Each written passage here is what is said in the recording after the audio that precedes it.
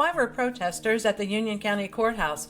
And what's the big deal about the newest ketchup? Today is Election Day, November 7th, and this is 570 News on the Go, brought to you in part by NorthCentralPA.com. Gradually becoming sunny and windy, a high in the mid-60s. It's Election Day and the polls are open until 8 this evening. Statewide voters will decide key contests for Superior, Supreme, and Commonwealth Court judges that could shape laws on abortion, voting, and more. Locally, there are contested races in some counties for county commissioner, DA, school board seats, and others. 35-year-old Marcus Stapleton of New Jersey allegedly stole an ambulance from outside its station on Almond Street in Williamsport Monday. He drove to the Turkey Hill store on Washington Boulevard, where he drove the vehicle into the front of the building. He fled the scene, and while traveling Lycoming Mall Drive, he allegedly used the ambulance to drive into the front of a state police cruiser. He eventually crashed on Fairfield Road. Police said he already had an extensive criminal history dating back 20 years. The Press Enterprise reports Stacy Whitehair, the Catawissa woman who died in a weekend house fire, never left the house. Reports that she had safely escaped and gone back inside were wrong. Her husband Justin told officials she had made it into the kitchen before going back upstairs for a fire extinguisher while he had gone out to retrieve a garden hose. Meanwhile, Service First Credit Union has set up a fund for her family. Stacy worked at the credit union. Family members and supporters demonstrated in front of the Union County Courthouse on Monday.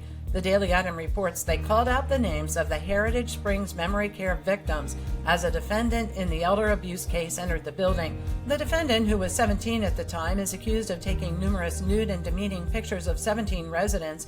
The victims ranged in age from 72 to 100 years old and were in various stages of dementia. A Beaver Springs man is scammed out of $500 while trying to buy a dog through Facebook. The fraudster convinced the man to pay for the dog in Apple gift cards. Haven Ministries broke ground for their $1.4 million building project. The new addition will double the shelter capacity from 34 to 68 beds. Two building projects in Williamsport are one step closer to reality. Representatives from Wawa are expected to submit building permits soon. The Sun Gazette reports the project on Maynard Street shows a market store, gas station, EV charging units, and parking spaces. Meanwhile, a conditional use request is being pursued for a multi-family dwelling at the former Stevens Primary School on Louisa Street. And coming soon to a condiment aisle near you, pickle ketchup by Heinz. They say it's a big deal.